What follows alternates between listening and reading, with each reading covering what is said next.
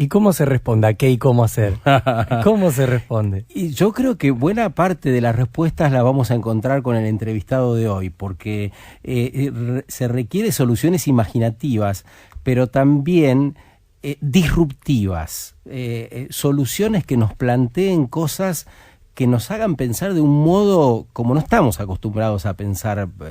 Por ejemplo, la economía la hemos pensado siempre de ese modo lineal de consumir, producir y tirar, y la economía circular, que de eso vamos a hablar, nos propone un esquema diferente que además entusiasma. A mí me parece que vienen tiempos de grandes proyectos para la humanidad si podemos saltear las fronteras mentales y empezar a diseñar soluciones imaginativas. Esta es la propuesta para el rato que sigue. ¿Cómo estás, Luis? ¿Qué tal? Buen día. Muy buen día. Luis Lehmann es el autor de el libro Economía Circular, el cambio cultural. ¿Qué es la economía circular? La economía circular es un nuevo paradigma en la gestión de los recursos, ¿no? Es, como vos bien decías, es una nueva visión. Por eso también hablo en el título del libro de cambio cultural, ¿no? Vos hablabas muy bien esto de repensar el modelo de producción, ese modelo de producción lineal que ya vemos que está agotado, claro, porque esto de extraer, producir, consumir y desechar está total y absolutamente agotado y agotando los recursos del planeta, ¿no? Así es. Entonces, por eso esta nueva visión circular lo que implica es la necesidad de que antes de poner productos en el mercado, pensemos desde su misma concepción, ¿no? Pensar en temas de ecodiseño, ¿no? Cuáles son los embalajes, los continentes de cada uno de los productos, pensar en los materiales también, que sean materiales que sean amigables y que puedan ser reinsertados en el sistema productivo, claro, ¿no? Esto es la circularidad. Eso. Y la economía circular puede contribuir a mitigar o frenar, en realidad ya estamos a la altura de frenar el calentamiento global que provocan las emisiones. La primera hora del programa fue sobre esto, sobre entender qué significa esto y por qué hay que hacerlo ya urgente. Absolutamente. Hay estudios que dicen que, impulsando una economía circular, pueden las mismas actividades disminuir entre un 2 y un 4% las emisiones de gases de efecto invernadero. Así que desde ya... En algunos sectores las emisiones pueden bajar en el 99%, dice tu libro. Correcto. Hay sectores técnicos... ¿Cuáles? Que, como en la industria automotriz, sobre todo en la industria autopartista, porque acá las también... piezas. Exactamente. En esta nueva visión, ¿no?, que es la economía circular, lo que empieza a ser importante también no es la posesión, es decir, tener bienes que sean propios, sino poder utilizarlos. En este caso hay compañías, mencionaban en un encuentro una marca canadiense que produce equipos de gran porte para la minería, la cual ya no vende sus equipos, sino que en cierta manera es como una suerte de leasing o alquiler, que hace que cada vez que sea necesario reemplazar una pieza, la misma empresa se hace cargo, ¿no?, de ese reemplazo, por lo cual primero garantiza una mayor vida útil del bien y por el lado del consumidor, de que ese bien puede estar disponible todo el tiempo. Estamos escuchando a Luis Lehmann, que ha hecho un libro interesantísimo porque es de fácil lectura, te lleva por el camino de la economía circular, cuáles son las oportunidades, de qué se trata, cuál es la nueva filosofía. Luis Lehmann nos acompaña en el programa de hoy y se queda un rato más con nosotros. El autor de Economía Circular, el cambio cultural, nos dejó pensando, porque justamente propuso la necesidad de repensar la propiedad, de algún modo espantar esa necesidad de poseerlo todo. y había dado algún ejemplo, aparecía mientras hablaba Luis también el ejemplo de las bicis en la ciudad. No necesitamos comprarnos cada uno una bicicleta, sino considerar la posibilidad de usarlas del servicio público de la ciudad, que es tan eficiente y cada vez va creciendo un poco más, ¿no? Y la economía circular propende a eso, ¿no? Propende al ahorro en un mundo donde no faltan recursos, sino quizás hace falta organizar de otro modo la disponibilidad y el uso de esos recursos, ¿no, Luis? Así es, y permitime, si querés, que están empezando a faltar los recursos, ¿no? Por eso la importancia, esto se ve muy claramente mirando las gráficas de los últimos 70 años, cómo ha crecido exponencialmente la explotación de las materias primas. Claro. Por eso es que disciplinas o paradigmas como el de la economía circular toman fuerza, porque hay un horizonte donde estas materias primas se están empezando a agotar. Claro. Entonces no puede darse ya eso de tener que descartar y enterrar materiales que siguen siendo valiosos. Por eso, digamos, acá lo que es importante también tener en cuenta en esta nueva forma de pensar es que el mejor residuo es aquel que no se genera, ¿no? Por eso, digamos, lo más importante de todo siempre es la prevención. Por eso vuelvo a lo que hablaba anteriormente, del ecodiseño, del tipo de materiales. Posteriormente, si digamos que ese producto pueda ser reutilizado, si no puede ser reutilizado o remanufacturado, y hay que reciclarlo, que los materiales sean proclives a poder ser reinsertados fácilmente en el círculo productivo. Claro. Y ha surgido también en los últimos años la posibilidad de también hacer una recuperación de energía, digamos, ¿no? En Europa hay mucho tratamiento del orgánico a través de la biomasa. Hay otras formas de recuperar la energía. Obviamente, también en ese sentido, lo que es importante es que no se transforme en una eliminación, ¿no? Por eso tiene que haber un estándar alto de recuperación de energía. Y obviamente, por último, y lo menos deseable, es el descarte, ¿no? La eliminación, el enterramiento. ¿Dónde estamos parados, Luis? ¿Acá en Argentina? O digo, si te sirve ir por regiones o partir desde Buenos Aires, pero por momentos parecemos como fetichistas de enterrar e incinerar la basura, ¿no? Yo creo que vamos más lento de lo que obviamente nos gustaría. Hay algún camino, digamos, yo no soy pesimista, soy optimista.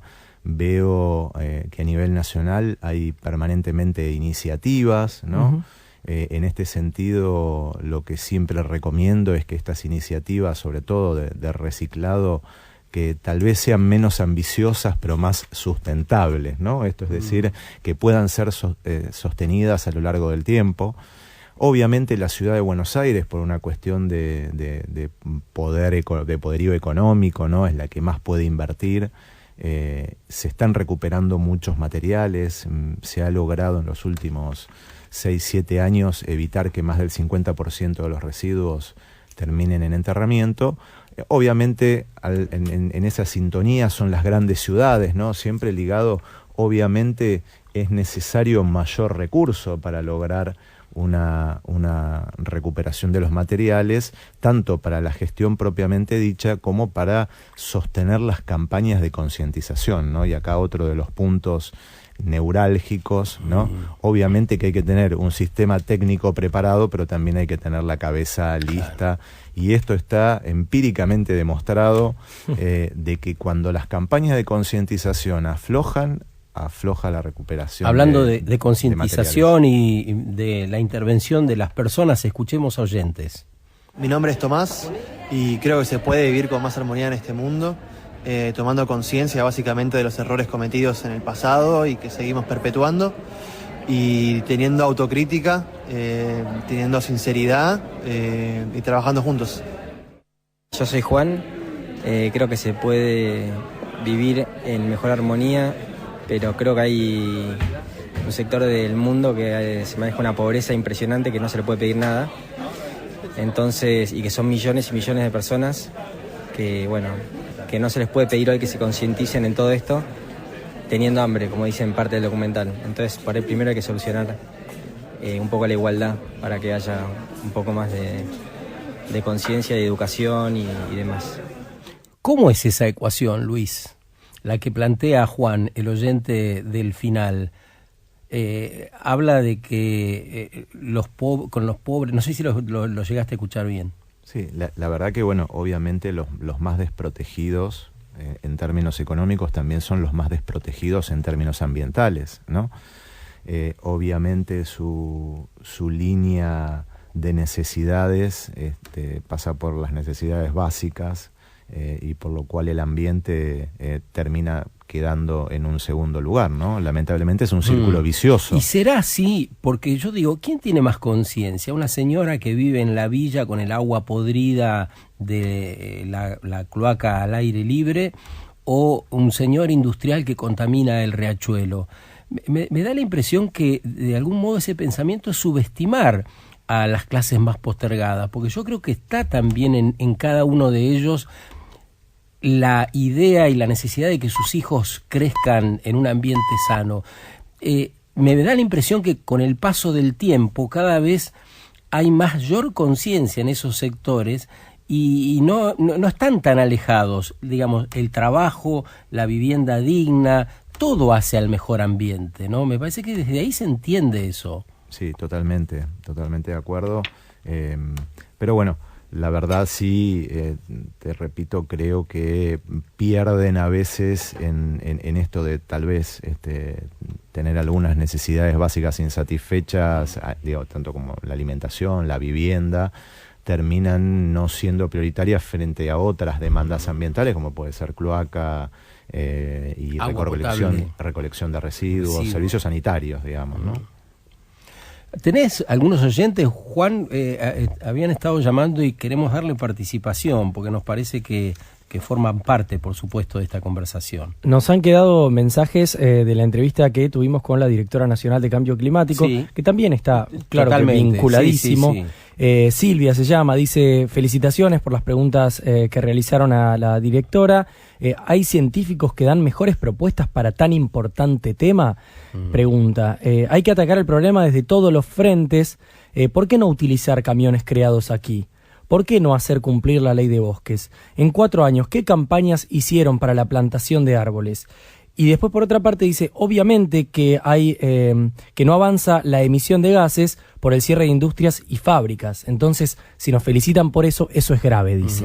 Bueno, también queda planteado ahí la necesidad de rediseñarlo todo. Todas esas preguntas que hace nuestra oyente tienen que ver con esa necesidad de rediseño y con esa gran oportunidad que tenemos como familia humana.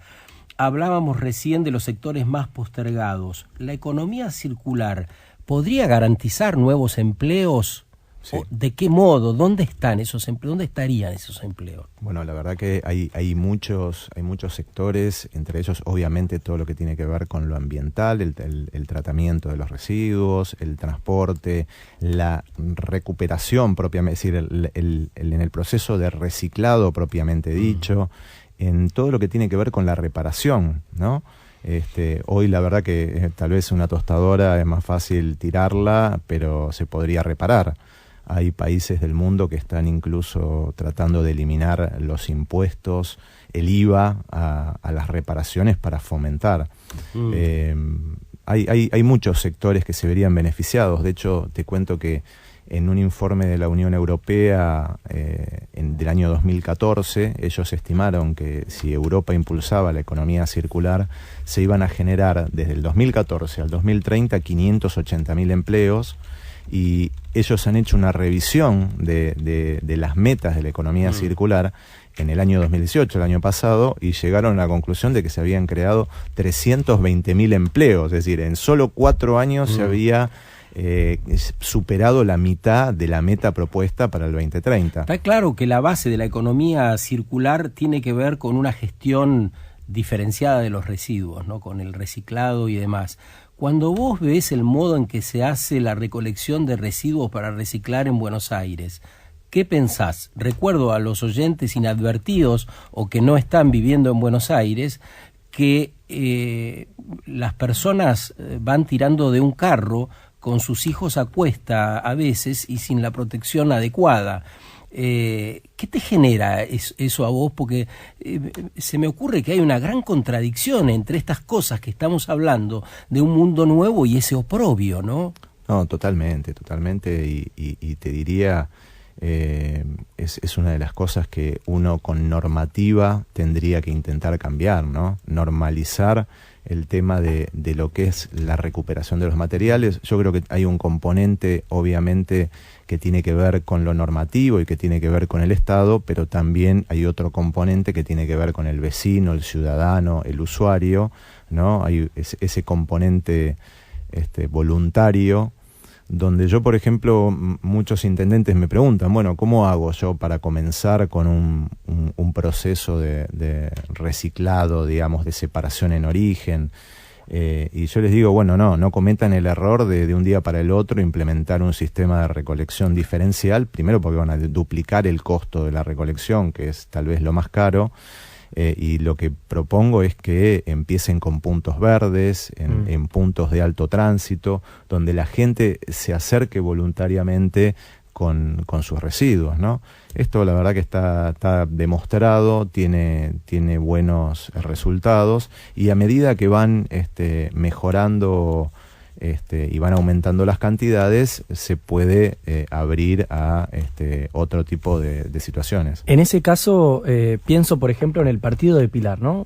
Sucede algo que hablo mucho con vecinos de Pilar, y que muchos reciclan desde origen, desde su casa, pero después el problema también es, no sabemos bien cuál es la política del municipio.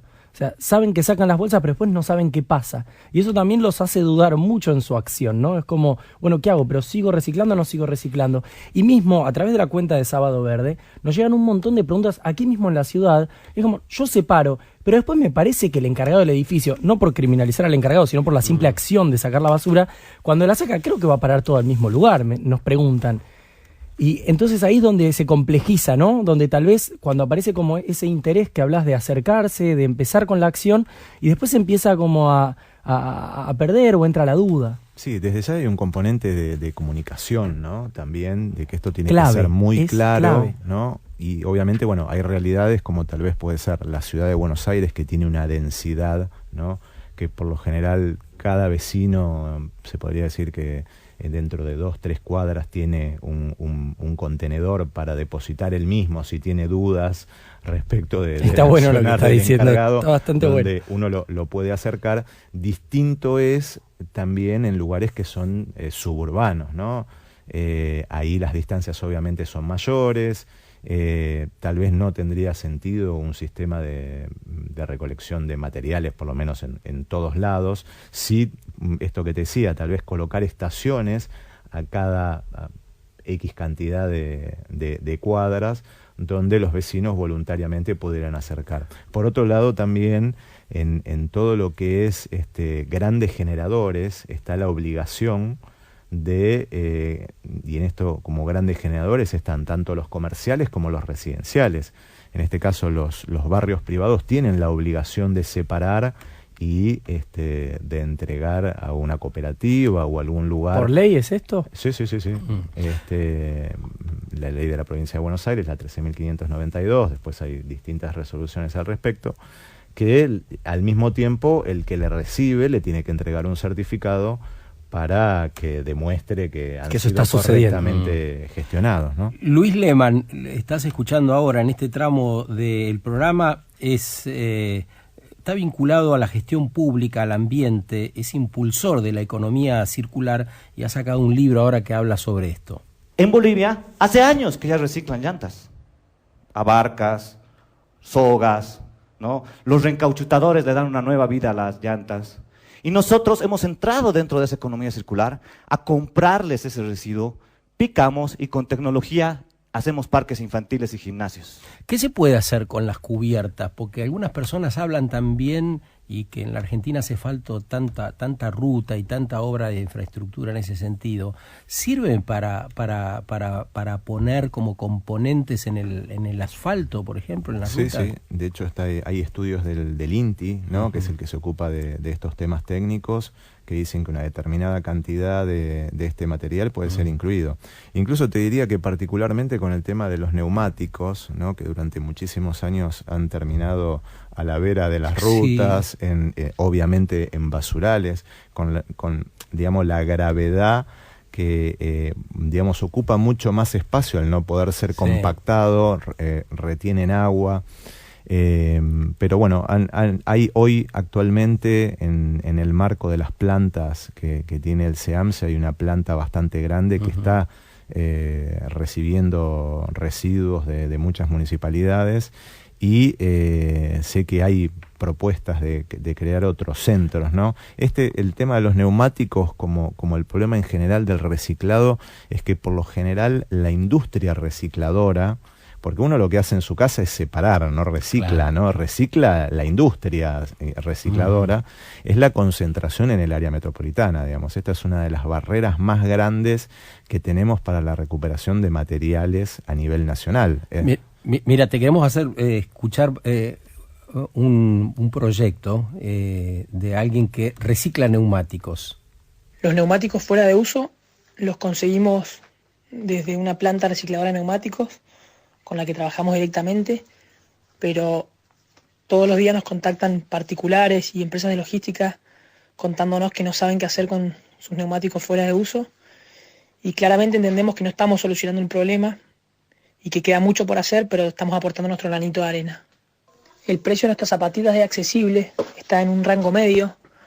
Nosotros queríamos demostrar que también se puede hacer con la basura un producto de calidad y que sea accesible para todo el mundo, porque muchas veces pasa que los productos orgánicos, sustentables, generalmente son caros, y nosotros queríamos cambiar ese paradigma y que la mayor cantidad de gente posible compre nuestras zapatillas.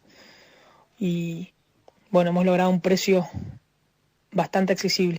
Cinca con X hacen zapatillas, las conocerás, Luis, ¿no? Los conozco, sí, una empresa mendocina. Claro, y en Uruguay hay personas que hacen carteras, por ejemplo, o pantalones de cuero y demás. Hay iniciativas desde todos los ámbitos que son de otra escala, por supuesto, pero me parece que van en sintonía con esto que contás, ¿no? No, absolutamente. Además, lo que te quería agregar, fíjate también el componente estratégico, ¿no? Por un lado, nosotros seguimos enterrando las cubiertas o tirándolas, y el país tiene que importar caucho. Claro. Entonces, digamos, esta es una de las visiones que más fuerte han prendido en los lugares donde la economía circular es más fuerte, ¿no? Como en Europa. Europa es un lugar que no tiene petróleo, no tiene gas. Entonces, países como Alemania, Suecia, Dinamarca, que son los más fuertes impulsores de estos, que no tienen ese tipo de recursos naturales, no tienen aluminio, por lo cual sería impensable enterrar una lata de aluminio, porque después la tienen que comprar. La economía circular nos invita o tiene lugar para poder pensar en decrecer, Luis.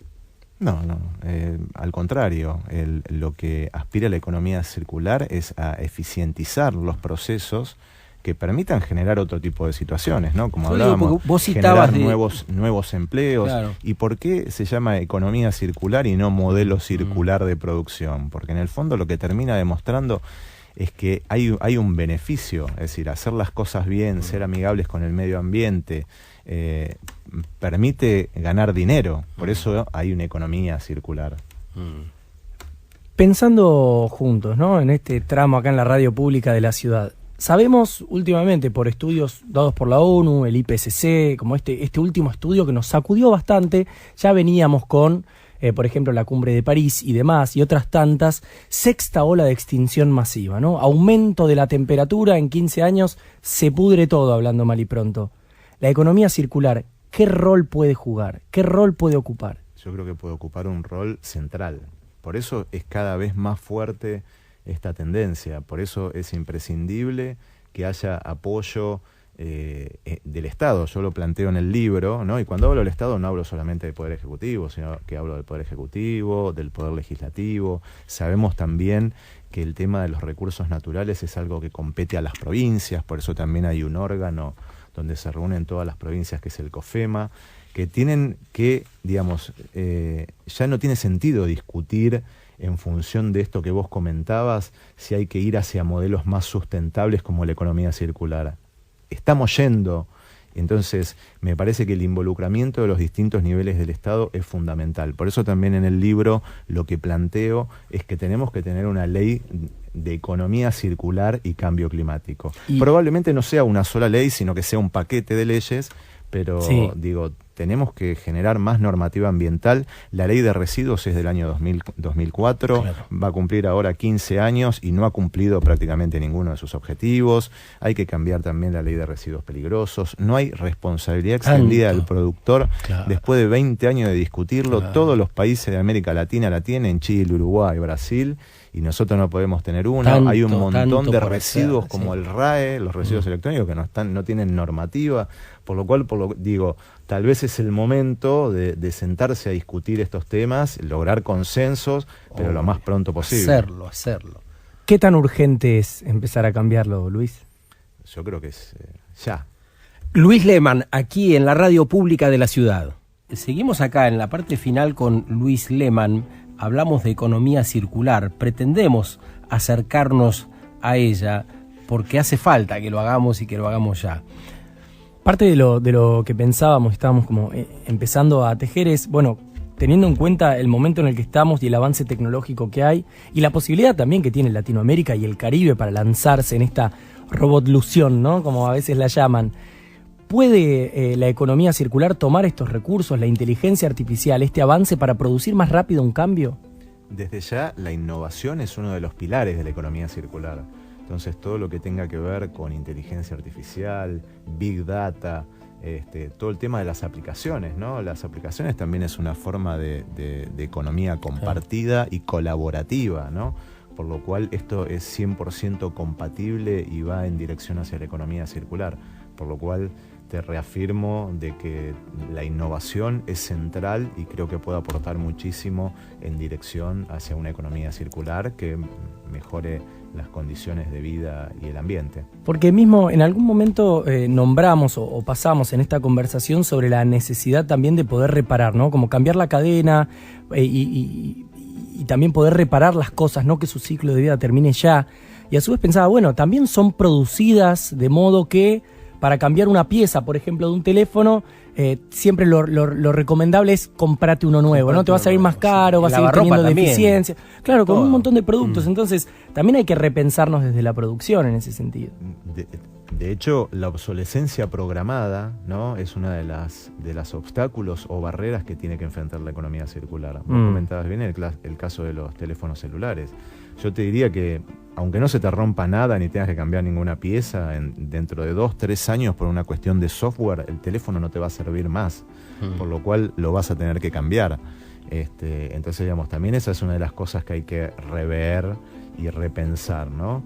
Cómo todos los productos que se ponen en el mercado puedan tener una vida más prolongada. Y a propósito de eso, cuando vos hablabas de nuevos trabajos, por ejemplo en la industria automotriz, ¿estás pensando en impresoras 3D, en esa tecnología que contempla justamente el reciclado 100%, que contempla que los materiales no se tengan que desplazar 10.000 kilómetros de un lugar a otro? Totalmente. Además, teniendo en cuenta cuáles son las tendencias de los consumidores, que cada vez quieren productos más exclusivos, digamos. Ya no todos quieren el auto estándar, sino que uno lo quiere de color rojo con una rayita amarilla, el otro lo quiere automático, el otro... esto hace que también en atención al cliente surgen más posibilidades de trabajo que no tienen que ver tanto con la cadena industrial fordista de construir millones de autos iguales. Finalmente, nos gustaría que puedas hacer una reflexión, Luis, de lo que significa la economía circular en las ciudades, es decir, ese espacio que habitamos en la Argentina como el 90% de todos los ciudadanos. Estamos en las ciudades. Pareciera ser ese ámbito, el laboratorio, el espacio donde hay que empezar, ¿no? Es así, y la verdad que las ciudades son los puntos focales de la economía circular, es donde se desarrolla más plenamente, ¿no? Porque es donde están la mayor cantidad de habitantes y es donde están las posibilidades de tanto de concientizar como de producir este cambio cultural que implique un consumidor responsable, un usuario, un vecino que sea consciente y que pueda separar los residuos, como al mismo tiempo tenga una administración cercana que pueda generar los canales para que esos materiales lleguen a quien tienen que llegar, la industria recicladora, como al mismo tiempo también donde se puede estar más cerca de la innovación, más cerca de la posibilidad de generar productos y servicios, ¿no? Porque también las ciudades producen economías de escala, ¿no? Que son en muchos casos imprescindibles para que estos modelos que no tienen que ver tanto con la propiedad, sino con el compartir, tengan una masa crítica. ¿Y qué dirías del campo? Usuarios. Ya que hablamos de las ciudades, ¿qué dirías de la agricultura, por ejemplo? El campo es uno de los lugares donde la economía circular está creciendo a un ritmo más que importante. A mí me sorprendió, era muy difícil siempre el diario del sábado y el domingo vienen con un suplemento campo o agropecuario. Sí. Encontrar la palabra circular era imposible, y la verdad que en el último año cada vez se ve más. Parece. Se ve mucho por el lado de, primero, por evitar el derroche de alimentos, ¿no? Se sabe que el 30% de los alimentos se pierde por distintos motivos, ya en el mismo proceso de cultivo, digamos, de cultivo y de cosecha. Por el otro lado también en todo lo que tiene que ver con evitar el derroche de productos que podrían ser recuperados, como en este caso que hablábamos antes, el de la energía, ¿no? Hoy avanzan cada vez más los proyectos de generación de energía a través de la biomasa. Gracias, Luis, por este rato. Hay mucho más que podrían encontrar en Economía Circular, el cambio cultural, de la gestión de residuos a la gestión de recursos. Atrapante el título también del libro de Luis Lehmann, que publicó Prosa Editores. Supongo que tenés alguna edición online o algún resumen online que se pueda consultar. Sí, yo les propongo a todos los que quieran comunicarse con la producción a través de las redes que ustedes tienen, a todos ellos enviarles un link donde con 4 o 5 preguntitas, porque también me interesa saber claro, de dónde se acercó la gente a la economía circular. Pueden tener acceso al link de descarga gratuita. Muchas gracias. Gracias por este rato.